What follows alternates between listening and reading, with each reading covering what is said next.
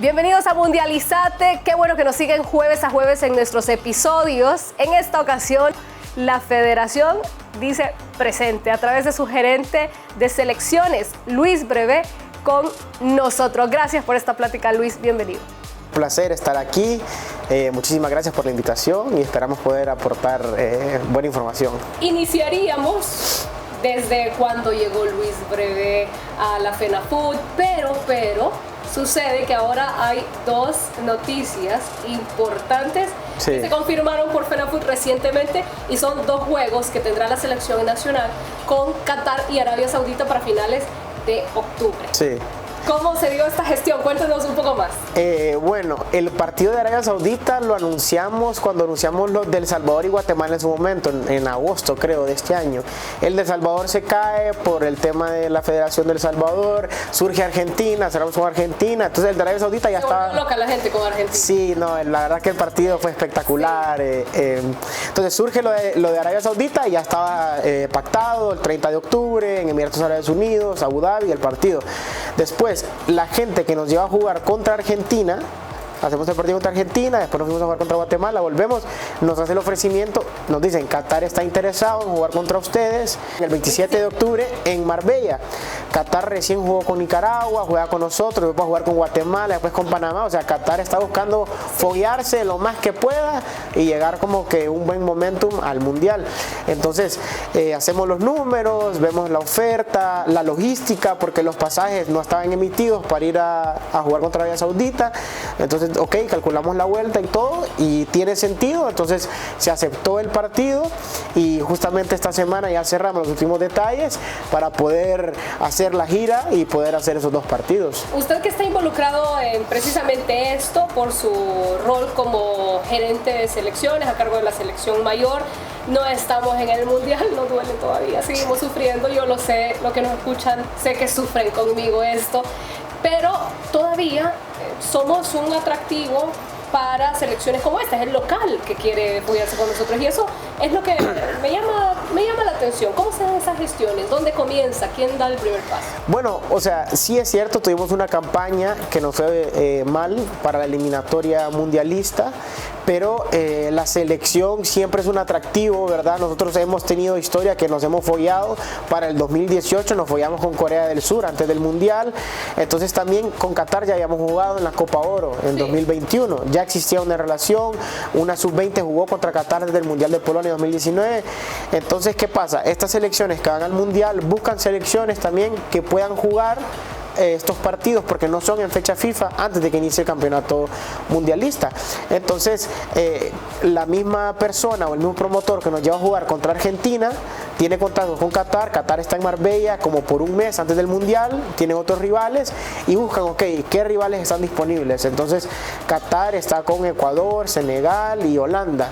Quizá por la similitud con Ecuador, pues nos buscaron un buen ofrecimiento, lo económico, entonces para nosotros es bueno, aparte le da una oportunidad al técnico, a Diego Vázquez, de ver jugadores que quizá en una fecha FIFA no los miraría porque la base es local plenamente. Quizá vamos a tener algún jugador de la MLS que ya no esté en playoffs, pero es un buen partido, un viaje, a los muchachos les da chance de estar juntos, de conocer otros lugares, jugar en otros lugares y creo que es bueno para la federación también, nos seguimos dando estos fogueos, la selección se mantiene activa, no es como que vamos a quedar parados de aquí hasta marzo, que es la próxima fecha FIFA, entonces creo que es importante. Sí, ¿qué hace un gerente de selecciones? Porque ahora que lo escuchamos, hay varias situaciones que mencionó que tiene que manejarlas alguien. ¿Qué hace un gerente de selecciones? Es bastante trabajo. En realidad la gente piensa, uy, qué bonito, se viaja, se conoce.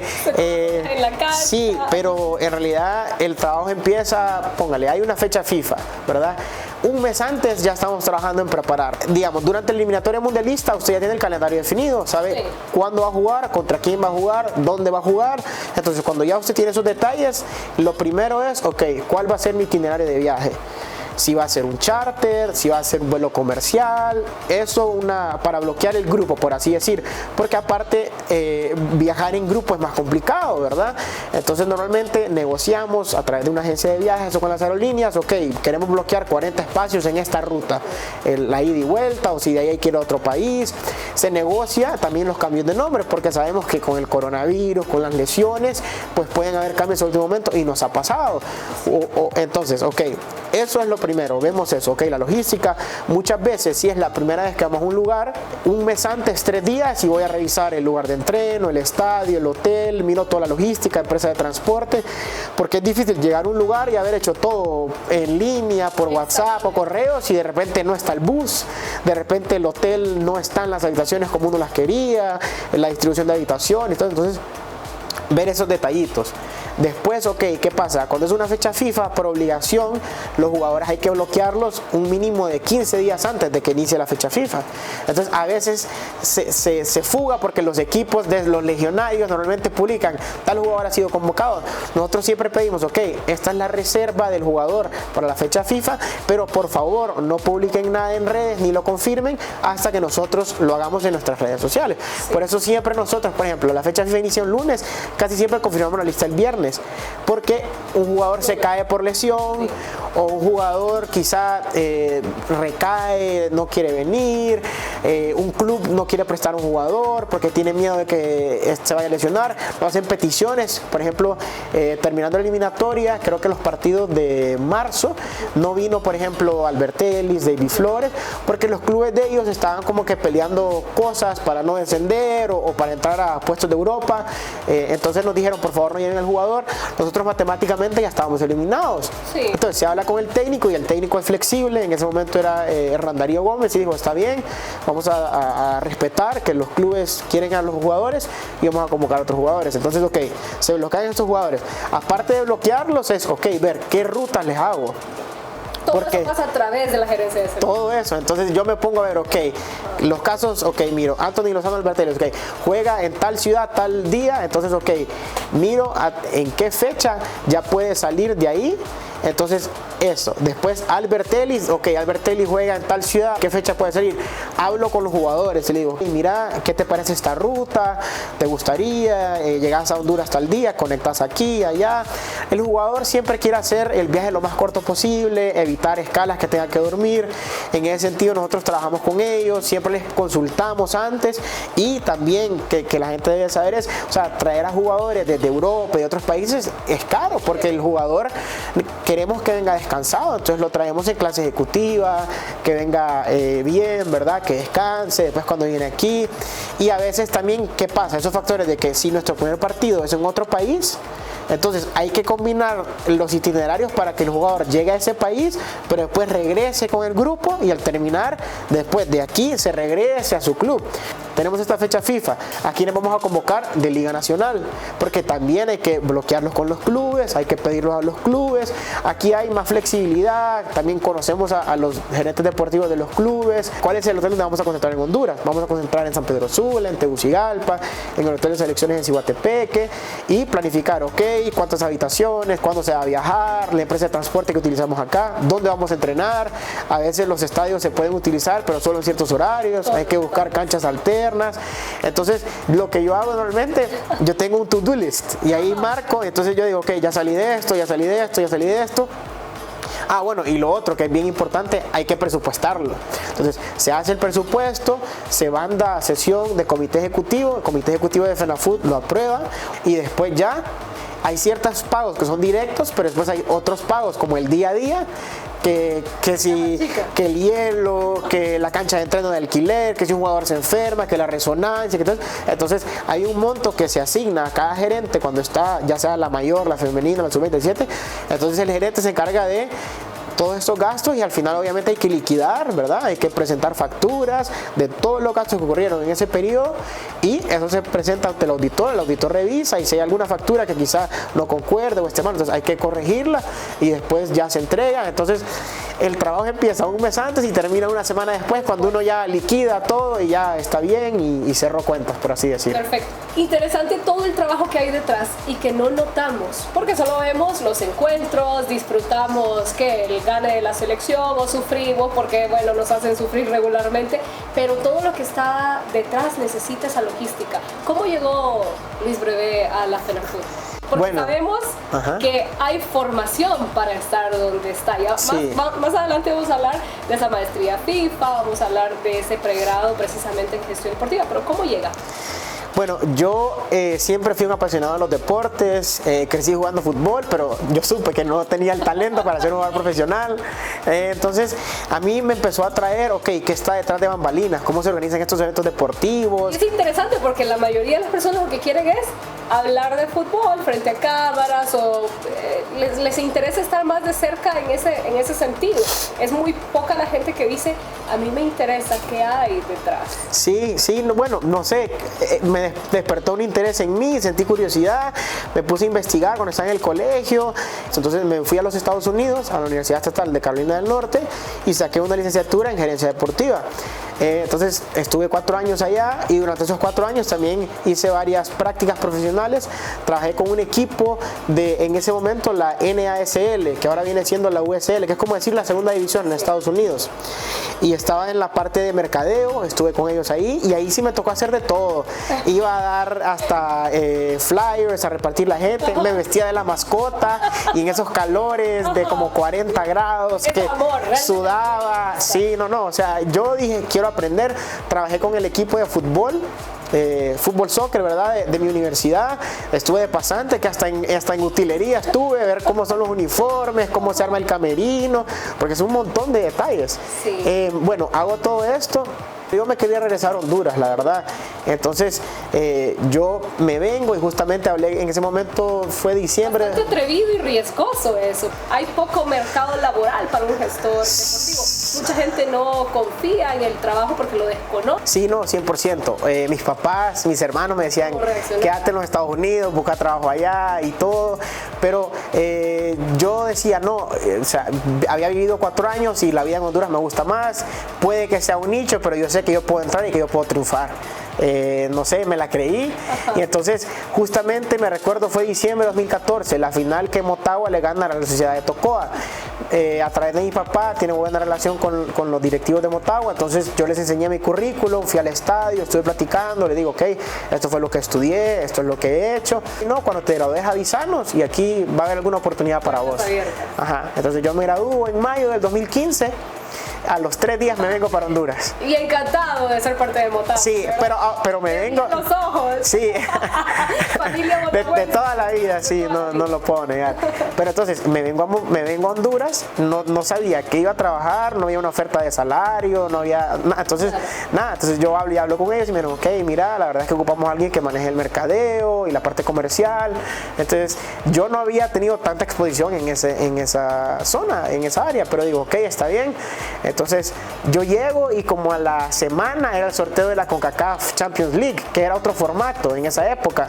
Entonces, no, mira, tenés que ir, que no sé qué. Bueno, yo fascinado, voy a Miami, al sorteo y todo. En ese momento era Motagua, América y Walter Ferretti, me recuerdo. Pero para Conca Champions sí me dijeron, sí queremos que te encargues de la logística de la Conca Champions. Entonces ahí fue cuando yo empecé a probar cómo es armar todo este viaje. Entonces fuimos a la Azteca, fuimos a Nicaragua, fuimos por tierra a Nicaragua y después recibir tanto a la América como a Walter Ferretti, porque aparte estos partidos son más exigentes. Con ACAFA usted le manda básicamente una guía de todo lo que tiene que cumplir. Sí. Entonces ya ahí me fui mojando los pies, por así decir, me gustó.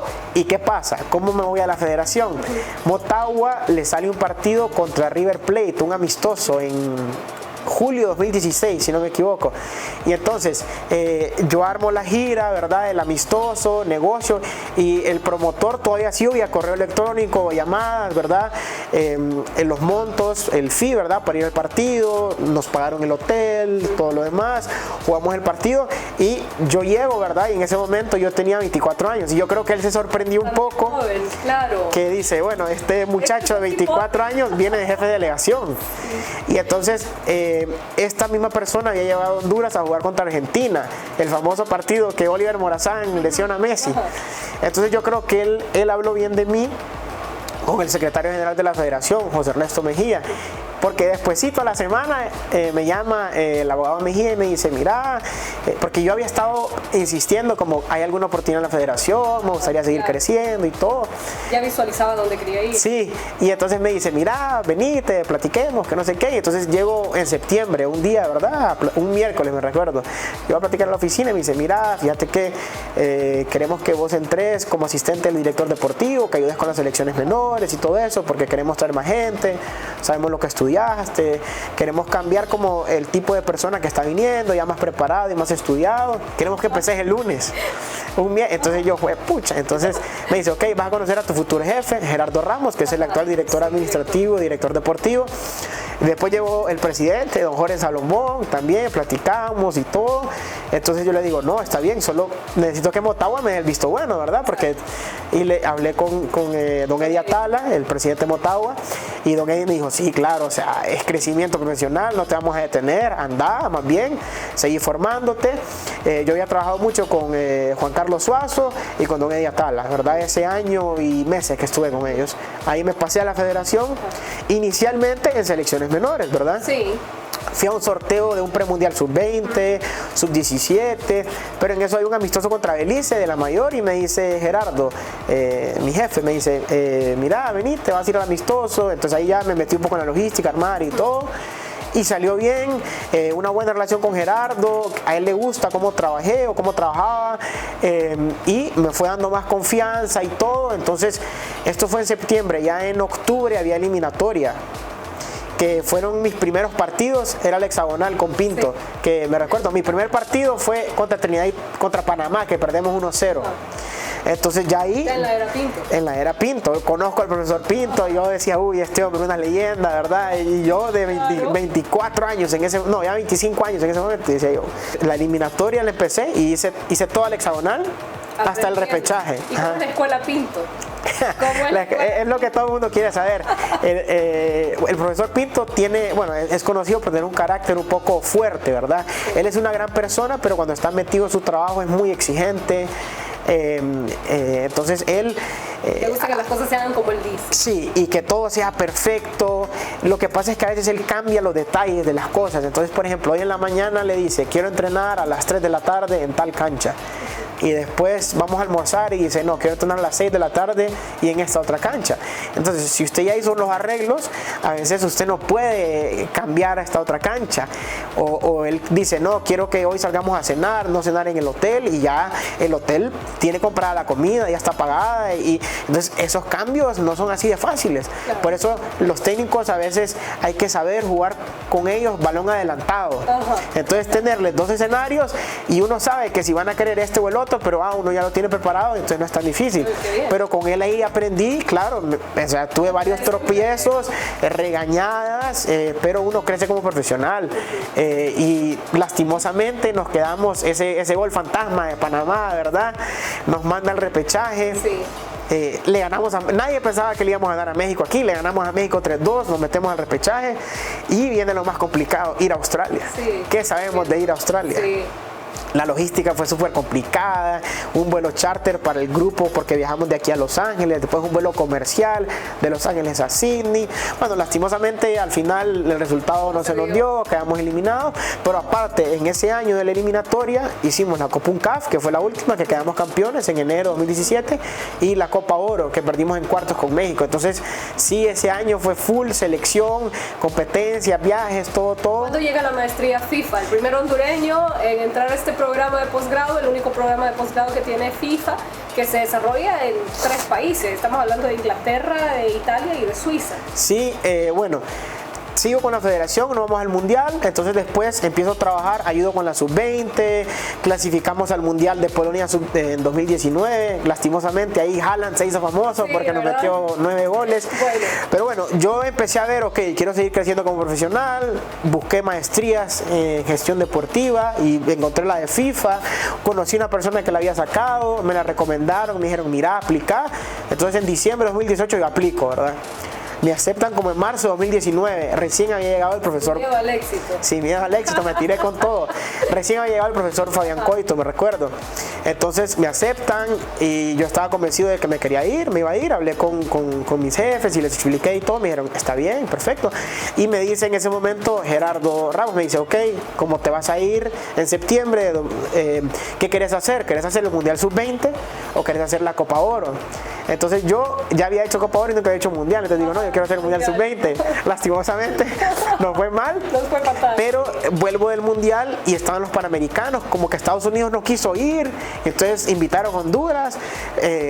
Regresando, armamos la logística de los Panamericanos. Nos fuimos y logré cerrar bien mi etapa en la federación. Medalla de plata contra Argentina. Sí. Entonces ya después, ok, se viene la maestría. Entonces la maestría, ¿qué pasa? FIFA hace como 20 años dice, queremos que la gente que maneje el fútbol esté como más preparada. Entonces ellos crearon como que un currículum para hacer una maestría deportiva en unión con 3 universidades. De Montfort en Leicester, Inglaterra, Bocconi en Milán, Italia y Universidad de Neuchâtel en Neuchâtel, Suiza. ¿Qué temáticas tienen? Porque leí algo sobre eso y me parece que tiene una parte administrativa fuerte, una parte legal fuerte. ¿Qué más? Sí, entonces Inglaterra, o sea, como va básicamente estructural, septiembre a diciembre es en Inglaterra, ese es humanidades, entonces la historia. Entonces nos enseñaron como que cómo empezaron los Juegos Olímpicos, el deporte. En Inglaterra nació el fútbol, nació el rugby, nació el cricket. Nos llevan a ver esto, nos llevan a ver partidos, fuimos a Wimbledon, nos llevaron y todo eso, una experiencia de verdad increíble. Después de enero a marzo es en Milán, que era todo lo administrativo. Bocconi es una universidad muy prestigiosa, entonces ahí era como que marketing, contabilidad, finanzas y bastante difícil, la verdad. Y la maestría durante todo, de lunes a viernes, de 8 a 5. Intensivo, sí. Y ya después de abril a julio es el módulo de Derecho Deportivo en Suiza. ¿Qué pasa? Pega la pandemia en febrero. Eso sí, febrero 2020. Correcto. Me pega estando en Milán, pega la pandemia. Estando en Milán me suena octavos de final de Champions League. Sí. Partido 0. Sí. ¿Verdad? Sí, justamente. Atalanta versus Valencia. Atalanta-Valencia. Justamente fui a ese partido con amigos. ¿Qué pasa? Atalanta es de una ciudad, Bérgamo, que está a una hora de Milán más o menos. Y él es de las zonas más afectadas. Pero el estadio de ellos no podía albergar partidos de Champions League. Entonces jugaron en San Siro, el estadio en Milán. Entonces, ¿qué pasa? En San Siro creo que caben como 80.000 personas.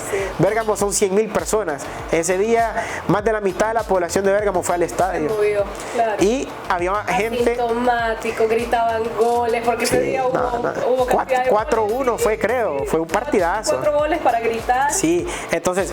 Aparte viajó gente de Valencia. Gente abrazándose. Sí, entonces ¿qué pasa? El partido creo que era como a mediados de febrero, a los días, después que empiezan a sonar que hay casos de COVID, gente que fue a ese partido fueron los primeros casos en España, que regresaron y ahí en ese momento me acuerdo que nos cancelaron las clases presenciales en la universidad 2 semanas. ¿Dio COVID?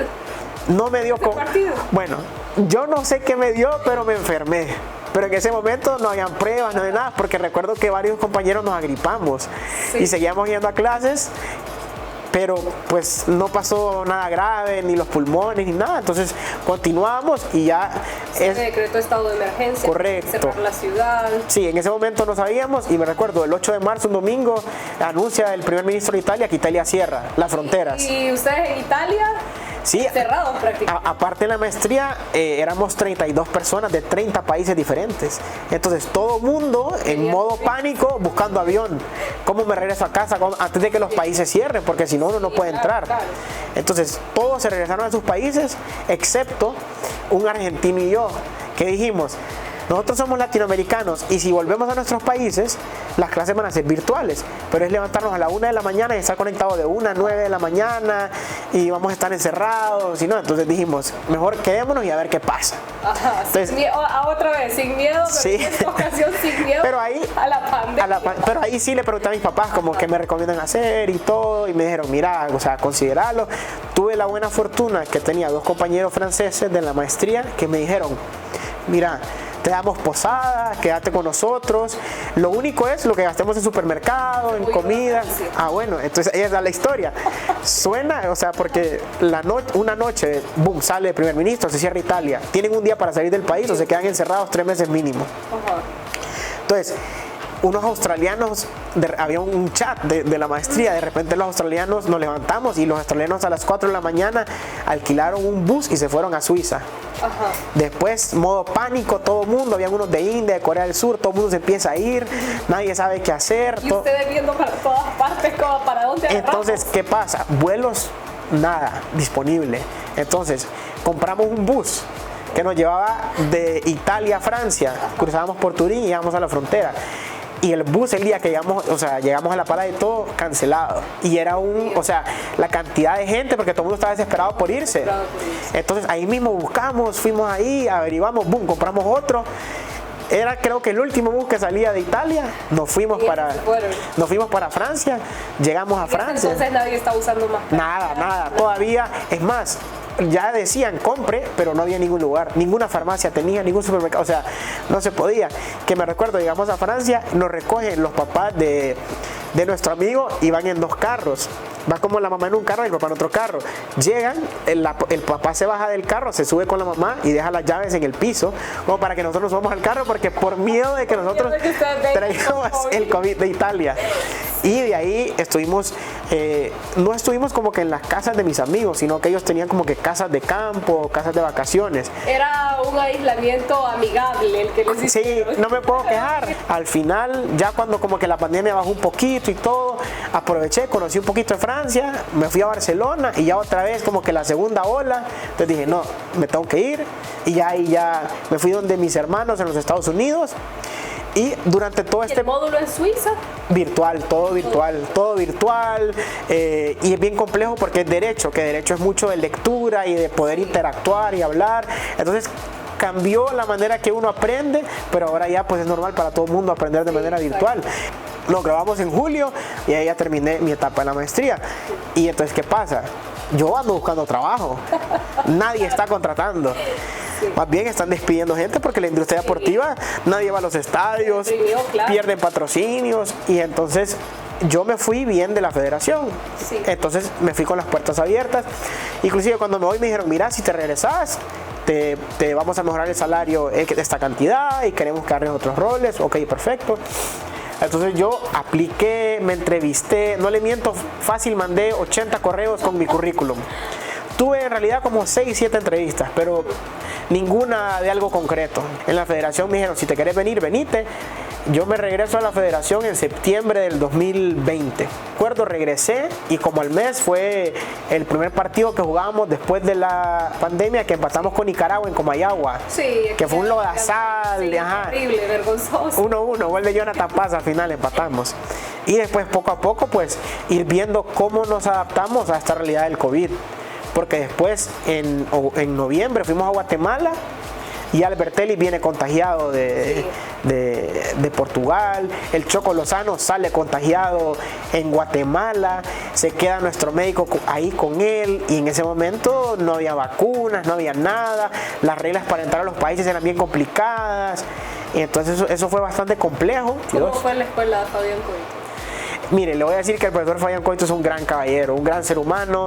Él es muy estudioso, él es bien formado profesionalmente, lee mucho, se mantiene muy actualizado, tiene un trato humano con los jugadores, con el staff, que a usted lo hace sentir como que usted es parte del equipo y valora su opinión.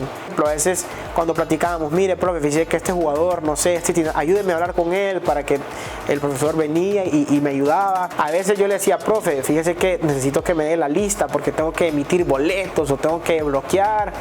Y entonces él me decía, está bien, yo te lo doy, no te preocupes. O sea, lo que yo le pedía para mi trabajo, él me lo daba y él confiaba en mí. Nunca tuvimos ningún problema, trabajamos muy bien. Lastimosamente al final los resultados no se nos dieron, pero él como persona, como profesional, para mí 10 de 10, crack, la verdad. Lastimosamente las cosas no se dieron, están a la Alajuelense, tiene la final con Olimpia, vamos a ver cómo le va. Yo apoyo al Olimpia porque es un equipo hondureño, ¿verdad? Y pues a ver, así es el fútbol, ¿no? Pero estuve con él 2 años aproximadamente y aprendí muchísimo, muchísimo.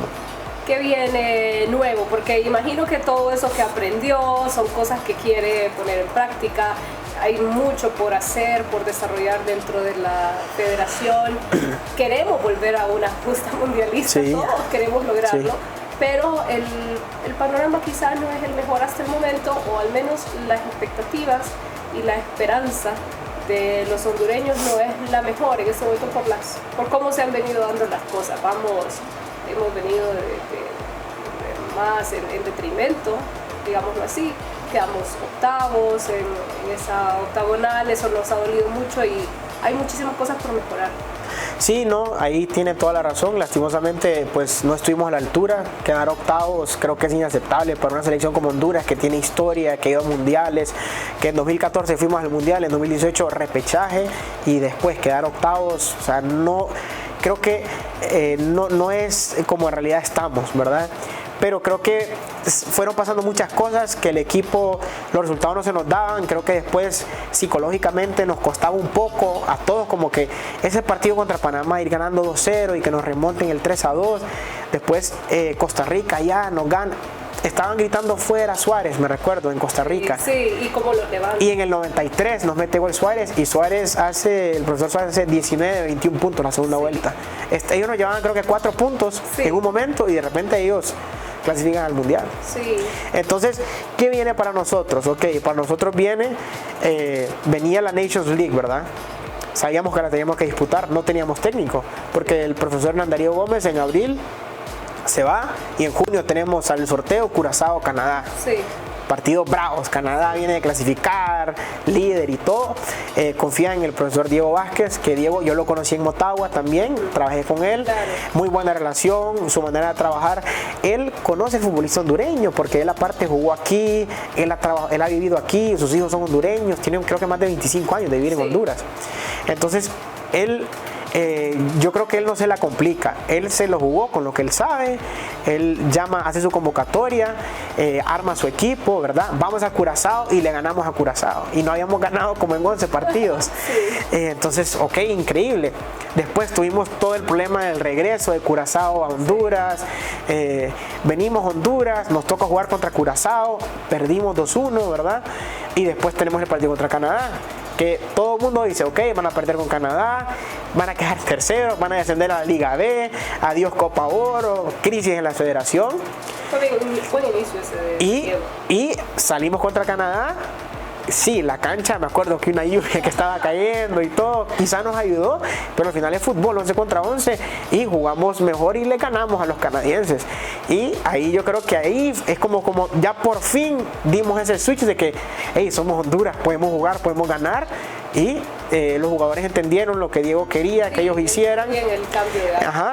Después Diego era un interinato, 3 partidos, claro. Pero le va tan bien, y yo creo que la afición, la prensa, todo el mundo quería que Diego siguiera, nosotros también. Solo era de ver, o sea, cómo hacíamos para que esto funcionara. Entonces Diego está con nosotros hasta creo que julio del próximo año, después de la Copa Oro. Pero bueno, ahorita tuvimos los partidos con Argentina y Guatemala. Argentina, yo creo que no se puede medir ese partido, porque o sea, es Messi, es la mejor selección del mundo, candidata a ganar el mundial. Contra Guatemala nos costó, pero ganamos también, y ahora tenemos estos 2 partidos. Entonces creo que Diego es de que él vaya agarrando confianza, tenga más partidos, vea más jugadores. Tenemos la Nations League en marzo, ¿verdad? Que tenemos el partido contra Canadá, que ahí igual nos podemos meter en el Final Four otra vez. Claro. Y a nivel regional, ¿por qué vemos a los vecinos crecer? ¿Por qué vemos que cada vez se vuelven más competitivos? Una opinión profesional desde lo que usted ha estudiado, que es gestión deportiva. Bueno, Costa Rica, no sé si usted vio, pero Luis Fernando Suárez dijo que ahorita la selección de Costa Rica que él tiene es la selección como que más educada. Los jugadores le piden leer libros. Los jugadores hablan 2 idiomas, tienen una formación diferente. El jugador hondureño muchas veces no termina ni el colegio. Sí, entonces es una realidad que nos tenemos que saber ajustar. También todo el mundo dice lo mismo, pero es cierto, o sea, las canchas aquí lastimosamente no tenemos las mejores instalaciones. El Estadio Olímpico sí, cuando tenemos estos partidos, pero si llueve, el problema es el drenaje. El Estadio Nacional, que estamos esperando que lo arreglen. Entonces estamos hablando de educación, de infraestructura. Sí. Y yo creo que también un poco es o sea, como que cómo organizarnos mejor como federación para poder sacar esto adelante, ¿verdad? Pero eso es algo que yo creo que hay que valorar, porque la federación, yo entré en 2016, desde que yo entré han entrado más personas que también han estudiado gerencia deportiva, están trabajando, están profesionalizando. Correcto. Entonces estaba conmigo Miguel Mejía, que trabajó conmigo mucho tiempo, que él estudió gerencia deportiva. Jinan Abdala, que está con selecciones femeninas, gerencia deportiva. Ahorita, entonces están trayendo gente, después nuestro secretario adjunto, Eduardo Lazo, y nuestra subdirectora administrativa están sacando un programa ejecutivo de FIFA, que justamente la próxima semana van a España y van a Suiza. Entonces nos estamos profesionalizando, saber cómo manejar esto, ¿verdad? Y también esperamos, 2026 hay más plazas.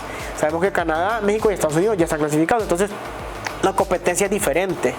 Creo que tenemos una buena generación, fuimos a los Juegos Olímpicos, esta sub-20 se acaba de clasificar al Mundial, entonces el talento lo tenemos. Sí. El talento lo tenemos. Y hay que trabajarlo, desarrollarlo, pulirlo. Correcto. Y también alguien dice, por ejemplo, ok, miren a Panamá, que de los 23, 20 están afuera. Ok, está bien. Nosotros quizá no está saliendo tanto jugador como en la época de David Suazo, Rambo, Amado Guevara, que estaban en Italia, en Inglaterra. Exportar. Ajá, y quizá van a la MLS, que la gente piensa que no es una liga tan competitiva, pero sí es competitiva. Entonces necesitamos, ¿verdad?, que quizá jugadores estén en estas otras ligas, pero después uno mira a Costa Rica con Luis Fernando Suárez y la base de Costa Rica es local. Sí. Luis Fernando Suárez hizo microciclos.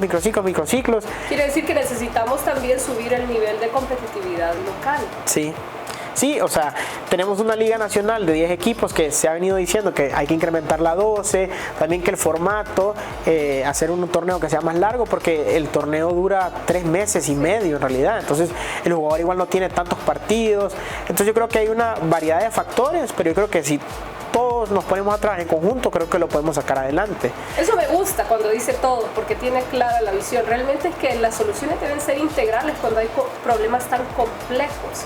A veces creemos que traer un buen técnico es el que nos va a hacer competir. Claro que tiene que ver en la escuela que viene a enseñar a nuestros jugadores o a seleccionar, porque al final ni siquiera tiene tanto tiempo de desarrollarlos y de entrenarlos. Los selecciona y hace luego con ellos lo que puede en el poco tiempo que le queda para hacerlo.